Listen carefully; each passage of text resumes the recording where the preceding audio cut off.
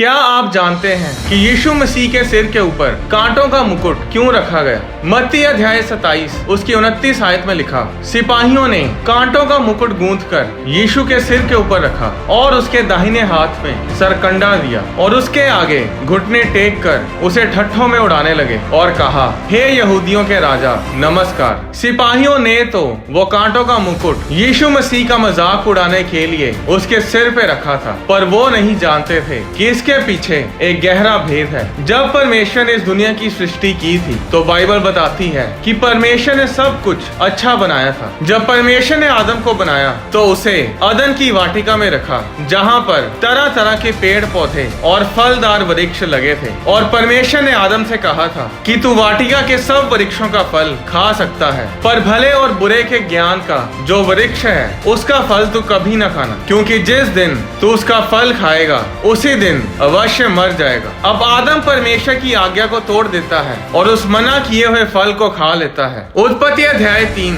उसकी 17 आयत में परमेश्वर ने आदम से कहा, तूने जो अपनी पत्नी की बात सुनी और जिस वृक्ष के फल के विषय मैंने तुझे आज्ञा दी थी कि तू उसे ना खाना, उसको तूने खाया है, इसलिए भूमि तेरे कारण शापित है। तू उसकी उपज जीवन भर दुख के साथ खाया करेगा और वह तेरे लिए कांटे और ऊंट कटारे उगाएगी और तू खेत की उपज खाएगा। उस दिन आदम के पाप के कारण सारी सृष्टि श्रापित हुई। जानवर एक दूसरे को मारने लगे, जमीन श्रापित हुई और जमीन कांटे और ऊंट कटारे उगाने लगी। उस पाप ने इंसान को परमेश्वर से दूर कर दिया। वो कांटे श्राप की निशानी थे, गिरी हुई सृष्टि की निशानी थे। जिस सृष्टि को परमेश्वर ने फल लेकर आने के लिए बनाया था, वही सृष्टि अब दर्द, खून, आंसू और तबाही पैदा कर रही थी। कांटे निशानी थी श्राप और मौत की, और उस दिन जब यीशु मसीह के सिर के ऊपर कांटों का मुकुट रखा गया तो ये कोई इत्तेफाक नहीं था। आज इंसान मुसीबत में क्यों है?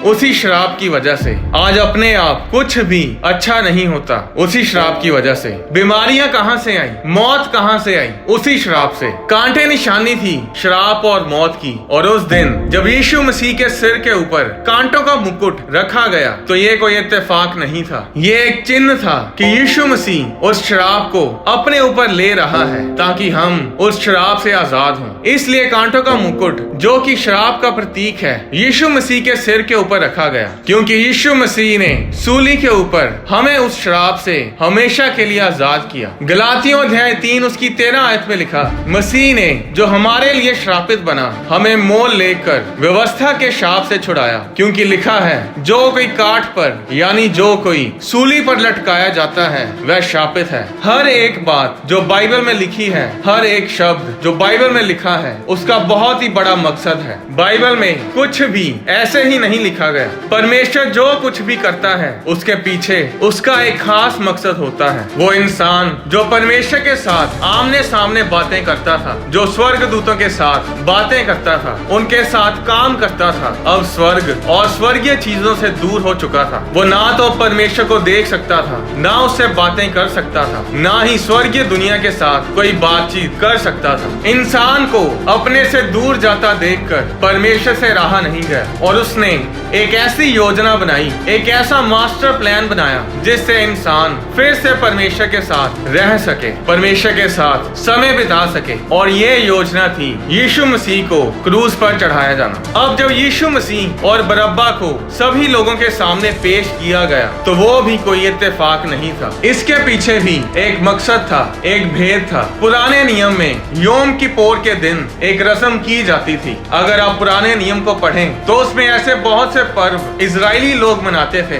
जिनको मनाने के लिए परमेश्वर ने इजरायलियों को आज्ञा दी थी। इनमें से एक पर्व था योम किप्पोर, जिसे प्रायश्चित का दिन भी बोला जाता है। ये दिन पूरे साल के सब दिनों में से अति पवित्र माना जाता था। सिर्फ यही एक दिन था जब महायाजक इजरायली लोगों का परमेश्वर के साथ मेल मिलाप करवाता था। इस दिन इजरायलियों के पिछले गुजरे साल के सभी पापों को परमेश्वर माफ कर देता था। अब योम किप्पोर वाले दिन एक रस्म की जाती थी। इसे बड़े ध्यान से सुनिएगा। इस रस्म में महायाजक 2 बकरों के साथ साथ लोगों के सामने खड़ा होता था। लेवी व्यवस्था अध्याय 16 उसकी 8 आयत में लिखा, और हारून दोनों बकरों पर चिट्ठियां डाले, एक चिट्ठी यहोवा के लिए और दूसरी अजाजेल के लिए हो, और जिस बकरे पर यहोवा के नाम की चिट्ठी निकले उसको हारून पाप बलि के लिए चढ़ाए, परंतु जिस बकरे पर अजाजेल के लिए चिट्ठी निकले वह यहोवा के सामने जीवित खड़ा किया जाए कि उससे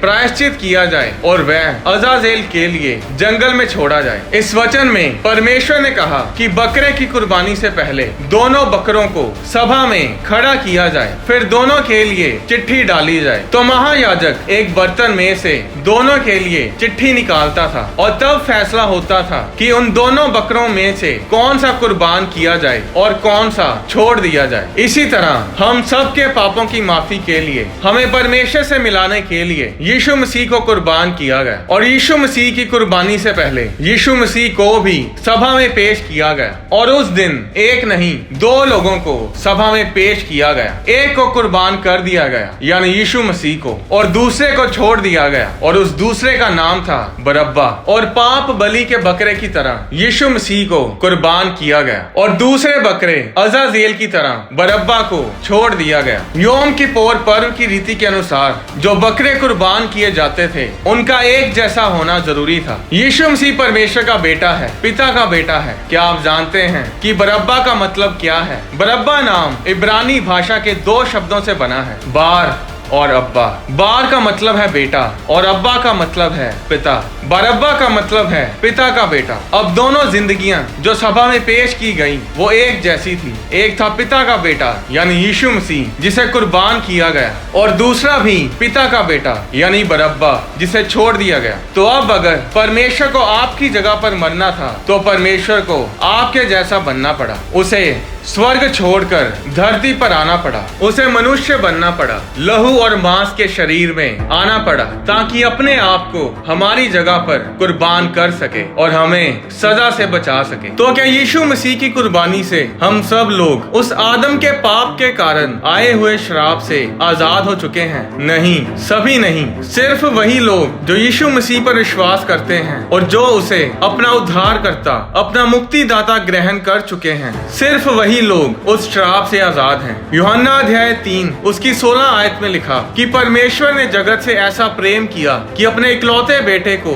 हमारे लिए दे दिया ताकि जो कोई उस पर विश्वास करे वह नाश ना हो बल्कि अनंत जीवन ग्रहण करे। यीशु मसीह कोई बेचारा नहीं था कि उसे लोगों ने पकड़ा और सूली पे चढ़ा दिया। बरअब्बा को आजाद करवाना और यीशु मसीह को सूली पे चढ़ाना लोगों के हाथों में नहीं था, ना कि पिलातूस के हाथ में था। यह पहले से ही तय था। यह परमेश्वर का ही प्लान था कि अपने इकलौते बेटे को हमारी खातिर कुर्बान किया जाए और हमें उस कुर्बानी के जरिए परमेश्वर के साथ फिर से मिलाया जाए। परमेश्वर ने अपने इकलौते बेटे को उस समय कुर्बान किया जब हम पापी ही थे। उसने इंतजार नहीं किया कि पहले लोग तौबा करें फिर मैं अपने बेटे को सूली पे चढ़ाऊंगा। आज अगर आप यीशु मसीह को अपना उद्धारकर्ता नहीं मानते तो आप अभी भी उसी आदम के श्राप में हैं। अगर आजादी चाहते हैं, असली आशीष चाहते हैं, तो वो यीशु मसीह में आकर ही हमें मिलती है। शैतान पहलोठों पर क्यों अटैक करता है और कौन सी आशीष पहलोठों पर होती है, इस पर वीडियो अभी बन रही है और ये वीडियो आपकी जिंदगी बदल देगी। तब तक परमेश्वर में बने रहें, सुसमाचार सुनाते रहें और जिंदगियां बदलते रहें। परमेश्वर आपको आशीष दे।